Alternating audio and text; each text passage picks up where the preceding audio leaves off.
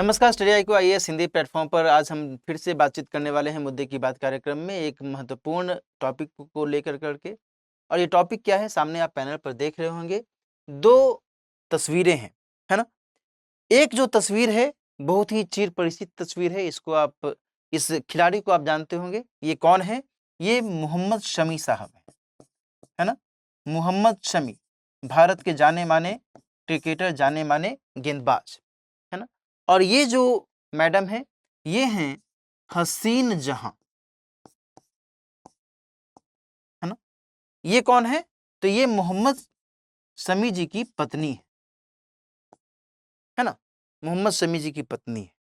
लेकिन अब फिर सवाल उठता है कि भाई इन पति पत्नी को लेकर करके हम लोग क्यों चर्चा कर रहे हैं, है ना। देखो, चर्चा इसलिए जरूरी है क्योंकि हसीन जहां जी ने मोहम्मद शमी के अगेंस्ट में कुछ आरोप लगाए हैं और उन्हीं आरोपों को लेकर करके सुप्रीम कोर्ट तक मामला चला गया है, सर्वोच्च न्यायालय तक मामला चला गया है। और सर्वोच्च न्यायालय ने नोटिस जारी किया है कि भाई जेंडर न्यूट्रल डाइवोर्स लॉज के कंटेस्ट में, जेंडर न्यूट्रल डाइवोर्स लॉ यानी कि लिंग निरपेक्ष तलाक कानून के संदर्भ में क्या होना चाहिए, क्या अभी वर्तमान में स्थिति है। और हसीन जहां ने इसको लेकर करके जो ये याचिका दायर की है, इसी पर सुप्रीम कोर्ट ने जवाब मांगा है नोटिस जारी करते हुए। ठीक है, तो इसी के कारण यह विषय चर्चा में आ गया है। क्लियर? हम लोग इस विषय के माध्यम से एक तरफ यह समझने की कोशिश करेंगे कि महिला सशक्तिकरण की क्या भूमिका होती है, क्या होनी चाहिए, और दूसरा यह समझने की कोशिश करेंगे कि भारत में जो मुस्लिम महिलाओं के संदर्भ में तलाक का जो एक मुद्दा अक्सर उभरता रहता है, इसमें क्या कुछ पेचीदगियां निकल करके सामने आती हैं। और साथ ही हम ये भी समझेंगे कि जेंडर न्यूट्रल डाइवोर्स लॉ को लेकर करके जो हसीन जहां जी ने अपना पक्ष रखा है, इसका मतलब क्या होता है ना। इन सभी पहलुओं को हम लोग आज की चर्चा में समझने की कोशिश करेंगे। ठीक है, अच्छा, ये तो आप समझ ही रहे होंगे कि भाई जो हसीन जहां जी ने अपना एक पक्ष रखा है, उसमें ये स्पष्ट कहा है कि मोहम्मद शमी जो हैं वो उनके साथ अच्छा बर्ताव नहीं करते हैं, उनके साथ अच्छा बिहेव नहीं करते हैं, और संबंध जो है वह अब अलग थलग होने वाला हो चुका है। क्लियर?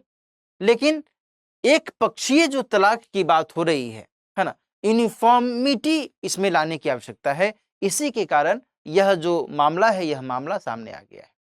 इसको हम लोग और विस्तार से समझते हैं। पहले जो महत्वपूर्ण सूचनाएं हैं कुछ बैचेस को लेकर करके, वो भी मैं आपको बताता चलूं, है ना। स्टडी IQ IAS हिंदी का बैच 5 शुरू हो चुका है और हर दिन शाम में 6 बजे से इसकी कक्षाएं शुरू हो चुकी हैं, है ना। इतिहास विषय के साथ ये बैच शुरू किया गया है और इस बैच में अंतिम तिथि 20 मई निर्धारित की गई है। यदि आपने अभी तक इसमें एडमिशन नहीं लिया है और GS का कंप्लीट पाठ्यक्रम पूरा करना चाहते हैं, हिंदी माध्यम में तैयारी कर रहे हैं, तो निश्चित तौर पर आपको इस बैच में एडमिशन लेना चाहिए। दिलीप लाइव कोड का इस्तेमाल करते हुए 18,999 रुपए में आप इस बैच में एडमिशन ले सकते हैं। ये एक महत्वपूर्ण सूचना होगी फाउंडेशन कोर्स को लेकर करके। दूसरी एक महत्वपूर्ण सूचना है NCERT बैच को लेकर करके। यह पहला बैच है और अगले 4-5 दिनों बाद यानी 22 मई से दोपहर में 3 बजे से इस बैच की शुरुआत की जा रही है। यदि आप NCERT को बेहतर तरीके से पढ़ना चाहते हैं और उसके कॉन्सेप्ट को समझना चाहते हैं, सरलता से, सहजता से किसी भी परीक्षा की तैयारी कर रहे हैं, कोई दिक्कत वाली बात नहीं है। इस कोर्स को ज्वाइन कीजिए, आराम से NCERT के प्रति आपका जो कमांड है वो और बेहतर हो जाएगा, है ना। तो इस कोर्स में यदि आप एडमिशन लेना चाहते हैं तो फिर दिलीप लाइव कोड का ही इस्तेमाल करना है और 14,000 नहीं है, सॉरी 1499 रुपए में ही आप इस बैच में एडमिशन ले सकते हैं, है ना। कितना आसान है, 1499 रुपए में, है ना। तो इस बैच में एडमिशन लेकर करके आप NCERT के प्रति अपना जो नियंत्रण है, अपना जो कमांड है, वो और बेहतर कर सकते हैं। ठीक है, चलिए फिर से अब हम लोग आ जाए मुद्दे पर। मुद्दा क्या है भाई? तो लिंग निरपेक्ष तलाक कानून की मांग की गई है हसीन जहां जी के द्वारा। क्या बात हो रही है? लिंग निरपेक्ष तलाक कानून, इसका मतलब क्या हुआ? इसका मतलब ये हुआ कि जो अभी वर्तमान में मोहम्मद शमी ने इनके अगेंस्ट में तलाक ए हसन की बात की है, इसी को लेकर करके इनकी वाइफ ने, हसीन जहां जी ने अपना पिटीशन दायर किया है। ध्यान रखिएगा कि तलाक ए हसन के अंतर्गत होता यह है कि जो मुस्लिम पति हैं वे 3 बार तलाक तलाक तलाक की बात करते हैं, है ना।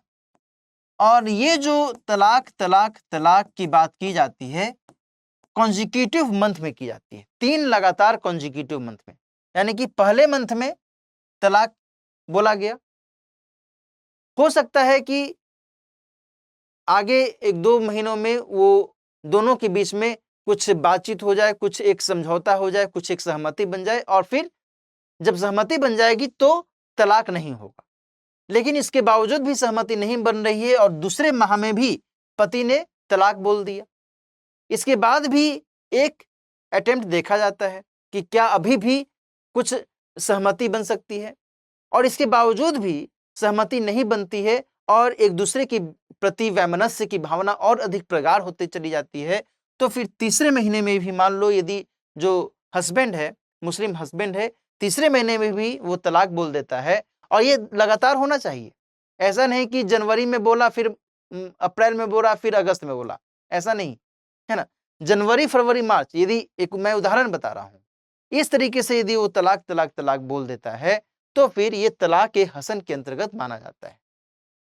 ठीक है, यहां पर इस बात को थोड़ा सा समझिए कि ये जो तलाक तलाक तलाक की बात की जा रही है, ये न्यायोत्तर तलाक के तौर पर इसको समझा जा रहा है, न्यायोत्तर तलाक, है ना,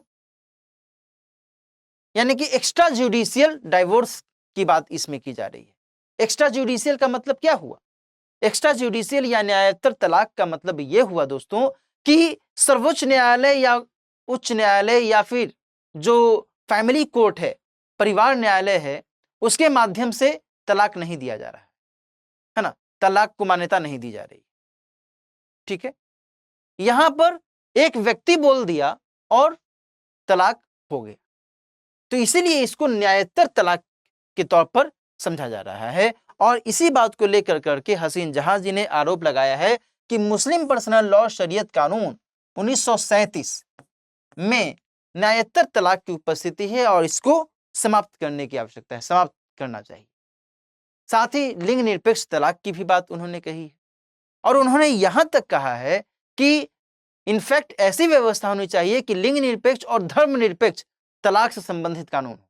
ऐसा ना हो कि एक्स धर्म में यह है व्यवस्था, वाई धर्म में यह है व्यवस्था, हिंदू धर्म में यह व्यवस्था है तलाक के लिए और मुस्लिम धर्म में यह है व्यवस्था तलाक के लिए, है ना।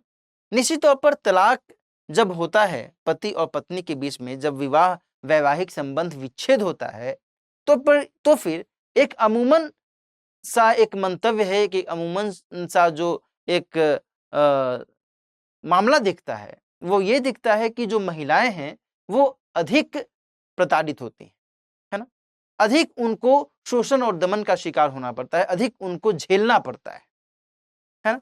तो ये स्थितियां यहां पर समझने की जरूरत है। यहां पर उन्होंने इस पूरे मामले में संवैधानिक अधिकार के उल्लंघन की भी बात कही है। संवैधानिक अधिकार का मामला यहां पर कैसे आ रहा है? तो निश्चित तौर पर आ रहा है जब हम लोग अनुच्छेद 14 को देखते हैं तो क्या कहता है? समानता का अधिकार, है ना, समानता का अधिकार होना चाहिए, विधि का शासन है और समानता का अधिकार होना चाहिए। इसके अलावा अनुच्छेद 15 में स्त्रियों को कुछ विशेष परिस्थिति में अधिकार दिया गया है ना, है कि नहीं? स्त्रियों और बच्चों को अधिकार दिया गया है ना विशेष परिस्थिति में, अनुच्छेद 15 के अंतर्गत। इसके अलावा अनुच्छेद 21 जीवन और व्यक्तिगत स्वतंत्रता का अधिकार, दैहिक स्वतंत्रता का अधिकार, है कि नहीं? तो ये जो अधिकार हैं, इन अधिकारों को हम कैसे अपना मानेंगे, कैसे हमें ये अधिकार मिलेंगे? जब ऐसे कानून पहले से ही विद्यमान है तो इसी को लेकर करके एक प्रश्नवाचक चिन्ह लगाया गया है और इसी कारण सुप्रीम कोर्ट ने भी इसमें अपना दखल दिया है। क्लियर? यहां पर मुस्लिम धर्म में देखो तलाक की कुछ प्रचलित प्रथाएं हैं, जिनमें से एक प्रथा के बारे में अभी हमने चर्चा की भी। एक जो महत्वपूर्ण प्रथा है वो है तलाक ए बिद्दत, है ना, तलाक ए बिद्दत। और इसको सामान्य तौर पर ट्रिपल तलाक के अंतर्गत भी माना जाता है। ट्रिपल तलाक यानी कि इंस्टेंटली एक ही बार में तलाक तलाक तलाक बोल दिया और रिश्ता समाप्त। और ये जो मामला है, ये मामला इतना अधिक पेचीदा है, इतना अधिक इसका दुरुपयोग किया गया कि अंततः भारत सरकार को ट्रिपल तलाक के अगेंस्ट में कानून भी लाना पड़ा, है ना।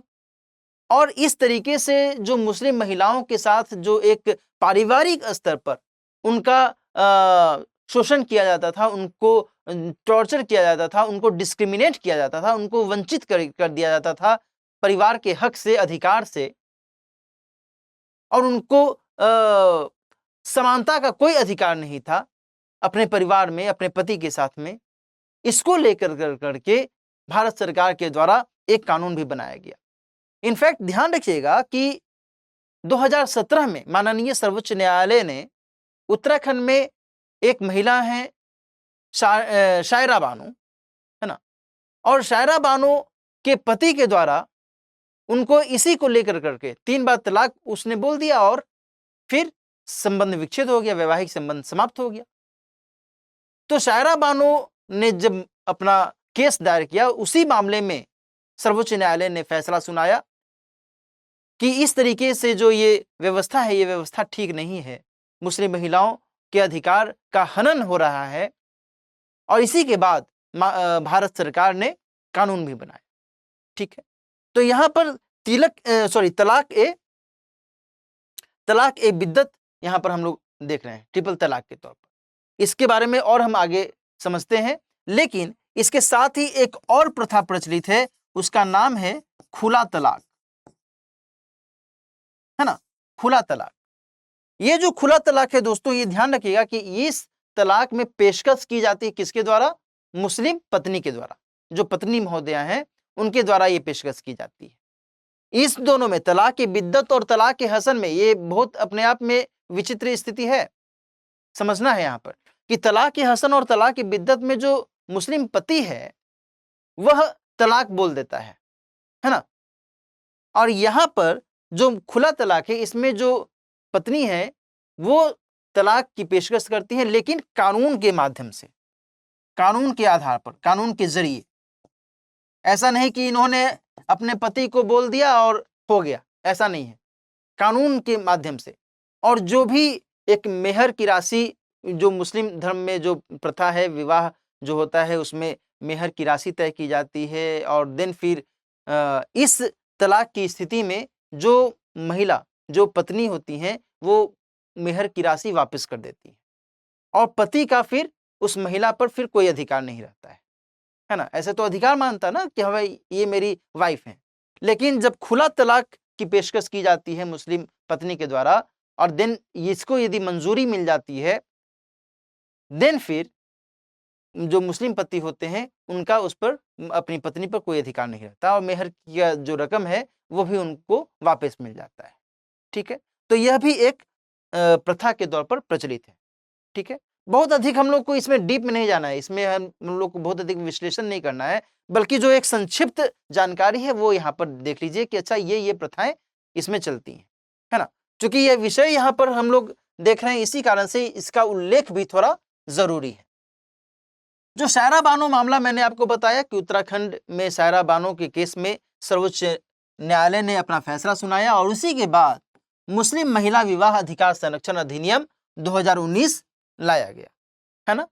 और इस अधिनियम के माध्यम से जो भी ऐसा बंदा दोषी पाया जाता है इस तरीके से ट्रिपल तलाक का, उसके अगेंस्ट में कुछ कानून में प्रावधान भी किए गए, और कहा गया कि 3 साल की कैद और जुर्माना उस पति को हो सकता है। इसके अलावा महिला को बच्चे की कस्टडी दी जाएगी। महिला को कानूनी हक भी दिया जाएगा और उसे समानता का भी अधिकार दिया जाएगा, है ना। समानता का अधिकार दिया जाएगा, उसका सम्मान बनाए रखा जाएगा, है ना। ये बातें इस कानून के माध्यम से की गई। जाहिर सी बात है, जब तक कानून नहीं रहता है तब तक लोग हरसठे कोई भी काम करते रहते हैं। जब उस पूरे मामले को लेकर के कानून बन जाता है तो कानून के आधार पर फिर दंड भी दिया जा सकता है, पनिश भी किया जा सकता है। तो 2017 में तो सुप्रीम कोर्ट ने अपना फैसला सुनाया था, लेकिन 2017 के बाद में इस फैसले के बावजूद भी कई सारे ऐसे केसेज आए जिसमें जो मुस्लिम पति है वो इस तरीके से तलाक की बिद्दत या फिर ट्रिपल तलाक का फायदा उठा लेते थे, है ना। और जो मुस्लिम महिला है वो बेचारी पीड़ित रह जाती थी। तो इसी को लेकर के बाद में ये कानून बनाया गया और देन फिर ये प्रावधान किए। तो ये चीजें यहाँ पर हमें समझने की जरूरत है कि मुस्लिम महिलाओं को लेकर के जो एक इस समाज में एक प्रताड़ना की स्थिति देखी जाती है, एक तनाव की स्थिति देखी जाती है, इसको लेकर करके सर्वोच्च न्यायालय की सक्रियता अक्सर आ रही है और उसी सक्रियता का उदाहरण देते हुए अभी हाल में सर्वोच्च न्यायालय ने नोटिस भी जारी किया है। ठीक है, अब ये देखने वाली बात होगी कि इसमें क्या आगे का कदम मोहम्मद शमी या फिर उनके माध्यम से उठाया जाता है। एक चीज और मैं आपको बताऊं कि अभी कुछ दिन पहले ही यदि हम हिंदू विवाह अधिनियम की बात करें, हिंदू मैरिज एक्ट 1955 की बात करें, तो इसमें भी तलाक या डाइवोर्स को लेकर के कुछ प्रावधान किए गए हैं। और हाल ही में सर्वोच्च न्यायालय ने इस मामले में भी कहा है कि यदि इस मामले में तो इसने अलग अलग ही रुख अपनाया है। सर्वोच्च न्यायालय ने कहा है कि यदि ऐसा महसूस होता है कि जो वैवाहिक संबंध है वह अब लंबे समय तक चल ही नहीं सकता, टिक ही नहीं सकता, तो फिर बेहतर है कि तलाक दे दिया जाए, तलाक ले लिया जाए, है ना। इसकी चर्चा मैंने एक दूसरे प्रोग्राम में की भी है। और सर्वोच्च न्यायालय ने इस मामले में यह भी कहा कि यदि विवाह टिक ही नहीं सकता, है ना, टिक ही नहीं सकता,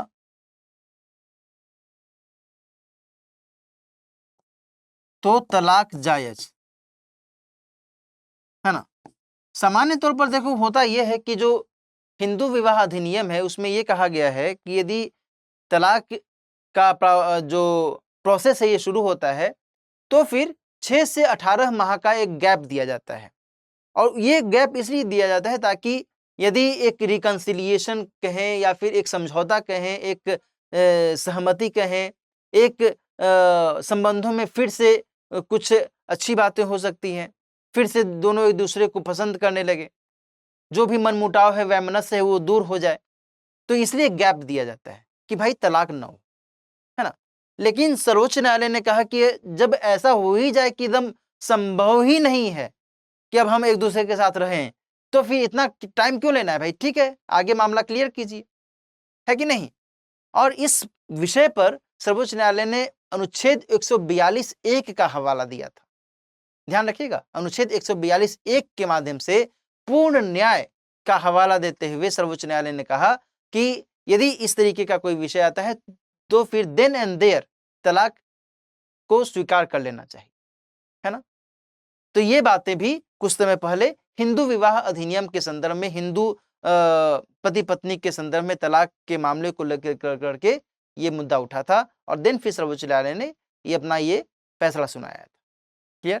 तो यहाँ पर आपको दोनों ही स्तरों पर समझना है।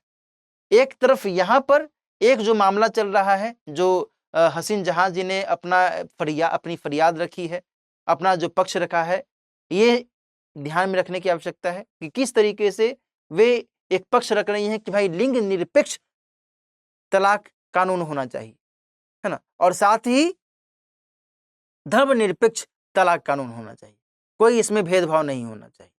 और दूसरी तरफ एक यहाँ पर सर्वोच्च न्यायालय के द्वारा फैसला सुनाया गया। कुल मिलाकर करके ये जो विषय है, इस विषय से हमें क्या समझने को मिलता है? इस विषय से ये समझने को मिलता है कि महिला सशक्तिकरण को लेकर करके सामान्य तौर पर भारतीय समाज में जो विभिन्न वर्गों में उनकी स्थिति है वह अपेक्षाकृत दयनीय है और इसको सुधारने की कोशिश करने की आवश्यकता है। इसके लिए जागरूक होने की आवश्यकता है, इसके लिए सरकार को भी और न्यायपालिका को भी जागरूक होने की आवश्यकता है। ऐसे कानून बने जो कि महिला सशक्तिकरण को सही तरीके से न्याय प्रदान करे, केवल कागजी मुहावरा बनकर करके महिला सशक्तिकरण न रह जाए, है ना। इसी लिहाज से इस टॉपिक पर हमने आपके साथ बातचीत की।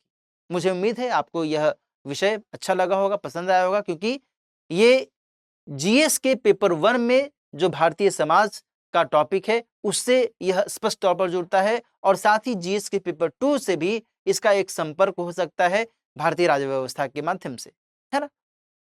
आप इस तरीके के मामलों को अपने उत्तर में कोट भी कर सकते हैं। ठीक है, तो आज की चर्चा अब हम लोग यहीं पर समाप्त करते हैं।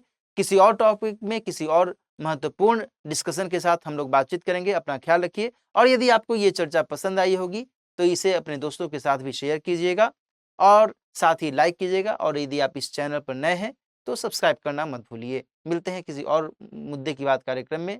अपना ख्याल रखिए। All the best.